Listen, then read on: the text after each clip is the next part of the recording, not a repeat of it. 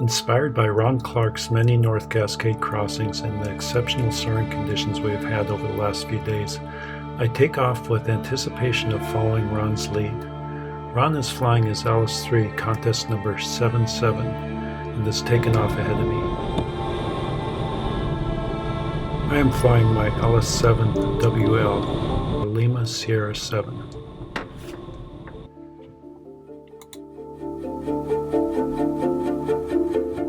There are no clouds in the sky over Arlington, so we tow out towards Higgins to the northeast, releasing about 6,000 feet in order to reach the first visible queue of the day.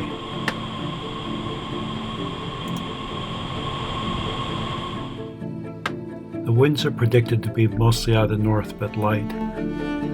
Easterly facing slopes heat up earlier in the day, and it appears this is why the queue I see ahead are above the ridge located behind Higgins, which is the first mountain on the right as I approach the ridge.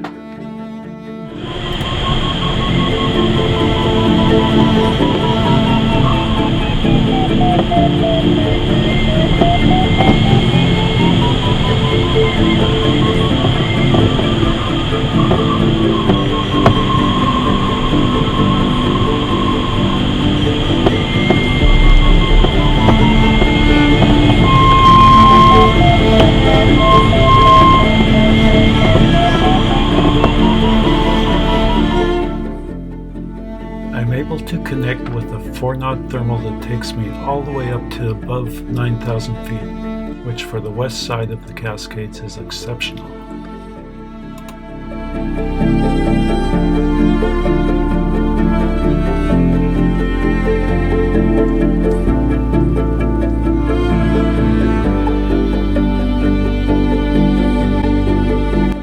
For Whitechuck, and it looks like it's going to be a really super day indicated by the deep blue sky. Signs of high cirrus moving in would make me more skeptical. Ron is already about 3 miles north of Glacier Peak.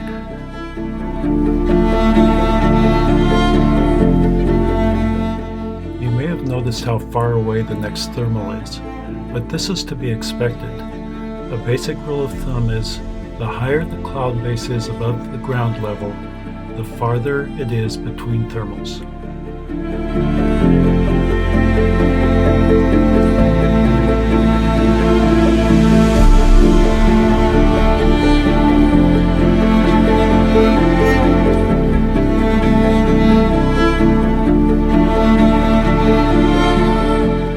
I eventually connect with a nice 5 to 6 knot thermal that takes me well above 10,000 feet.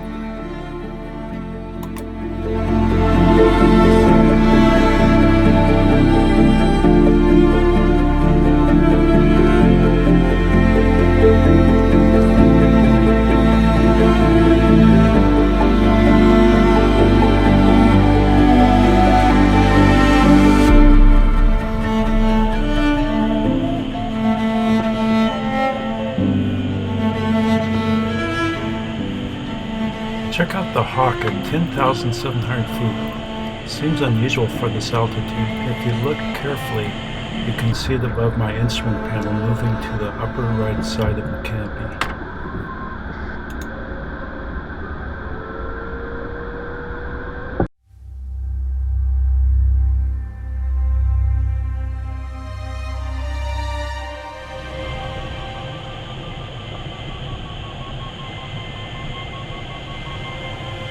Looking back west towards Darrington, White Horse, Bob Rainier, and here's Glacier Peak. Beautiful.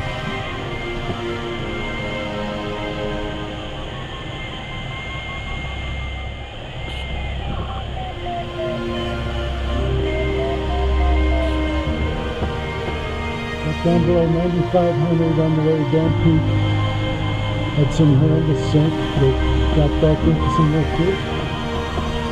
Here's down Peak. After reviewing the video, I learned this is actually Bonanza Peak. Looking towards Stehekin there.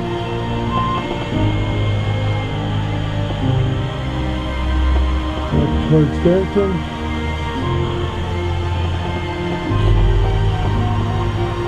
to pretend.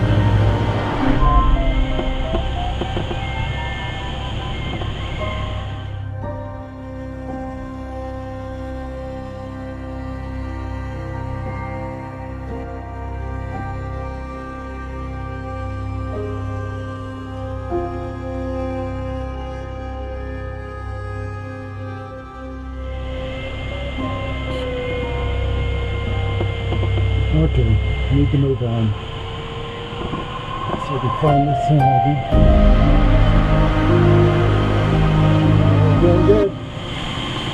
About 10,000 head towards Lost River, and you can see there's Stehekin, upper end of Lake Chelan. If you look carefully, you can see the Stehekin Airport, which would have been my place to land if I ran out of lift.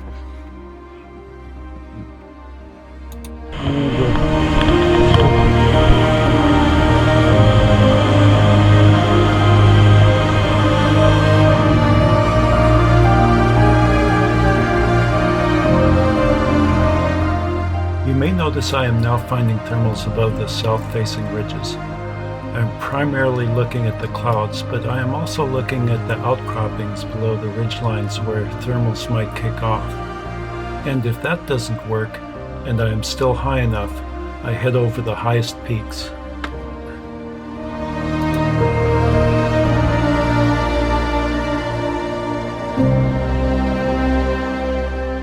Here I am passing over Mount Gardner, the highest peak just west of Winthrop. As it turns out, I make my turn to head back west just southeast of the Lost River Airport, as pointed out to you in this animation.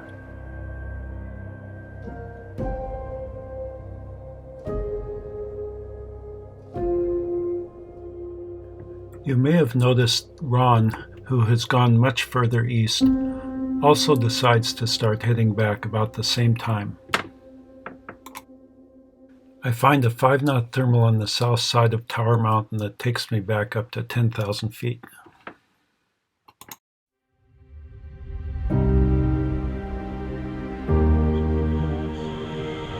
Making my way back to the west.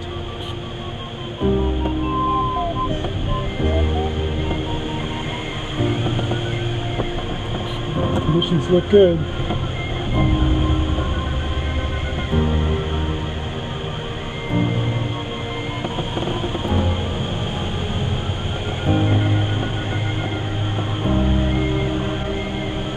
Turn just short of the McGough Valley, a bit beyond Lost River.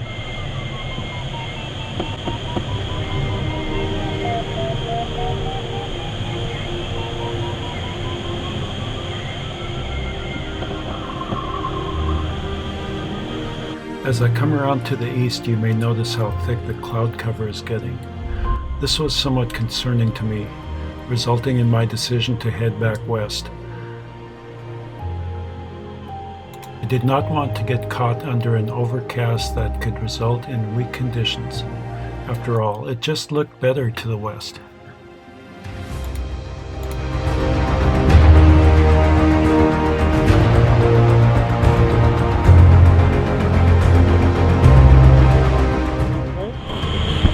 You can see Ross Lake. It's pretty low. And head for these clouds. See if I can maintain my altitude on the 10,000, so that's good.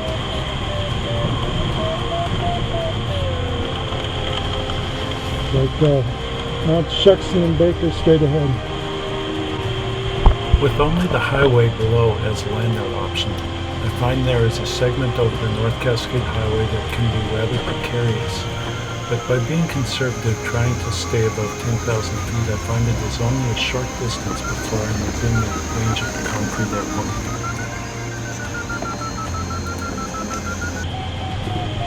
Yeah, are you still up? Yeah, now Lima Sierra's up. I'm over Ross Lake, headed back west. Roger that.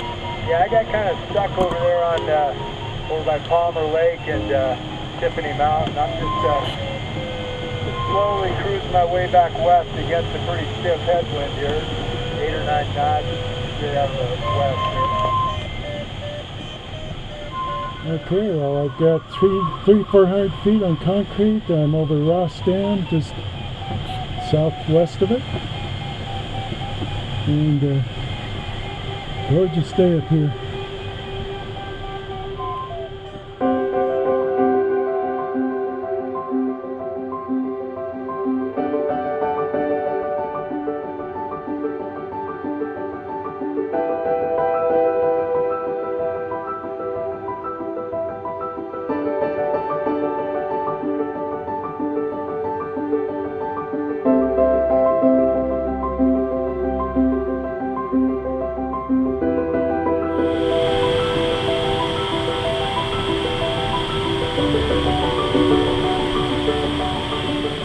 Coming up on the right looks like a beautiful, very remote valley, steep rock faces.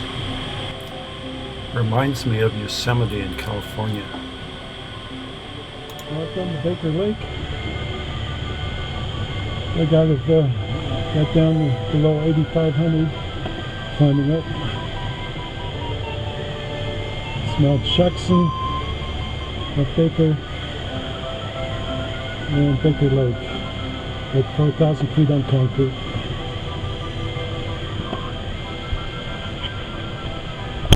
South side of Mount Shuckson.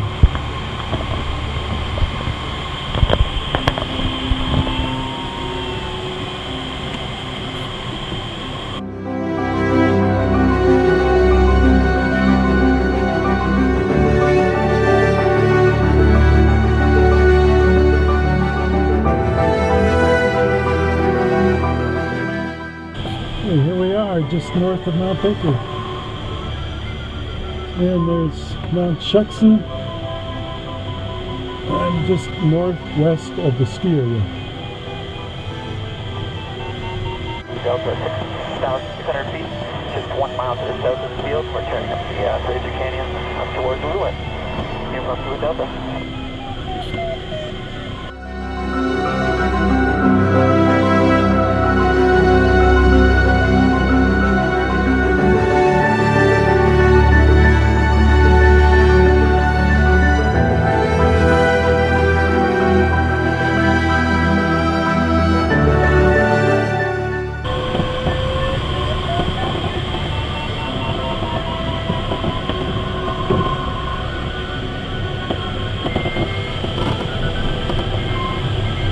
That's better.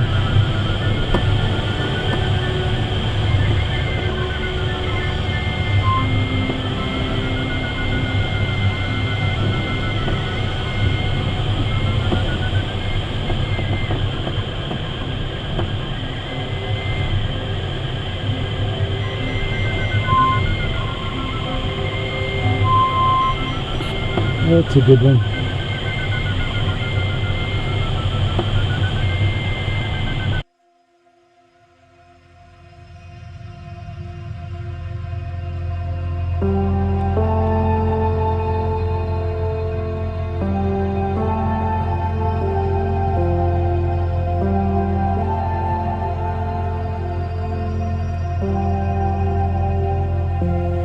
Feet, and there's Mount Baker. How about that?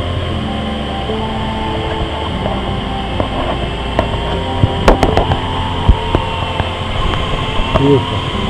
Beautiful. In an attempt to get more mileage, I decide to go north and follow a cloud street almost to the Canadian border before turning south again.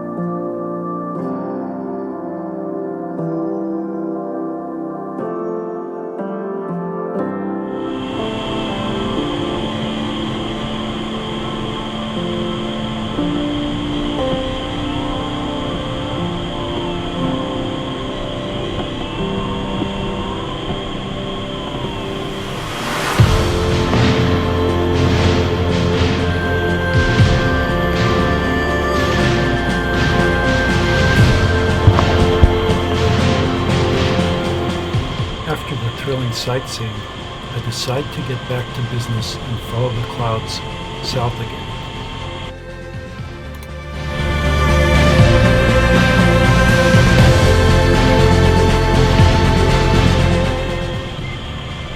There's the Twin Sisters on the east side, looking towards Bellingham.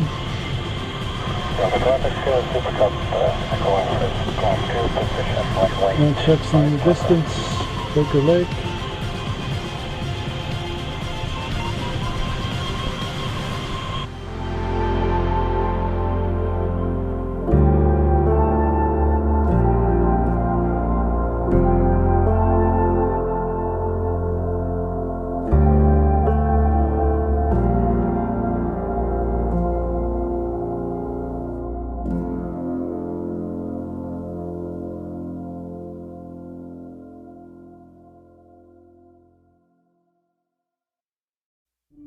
I head for the point where I got my first thermal to close my triangle. It is important to get back to within 1 kilometer of a course line location after releasing from the tow plane to take advantage of your bonus points to improve your overall online contest score. After closing my triangle, I see there are some late afternoon queue to the east. So I head there to get more altitude so I can cross the Still-Guamish Valley to higher ground where I might be able to connect with more clouds and possibly convert it to more mileage.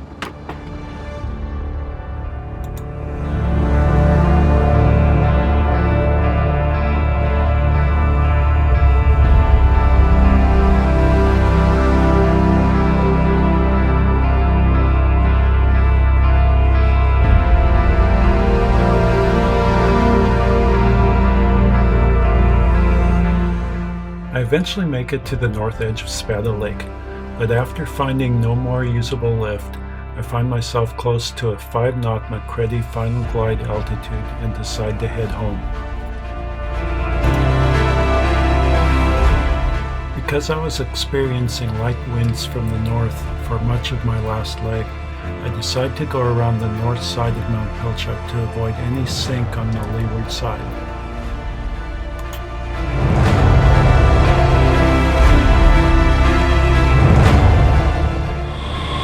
At my final glide, and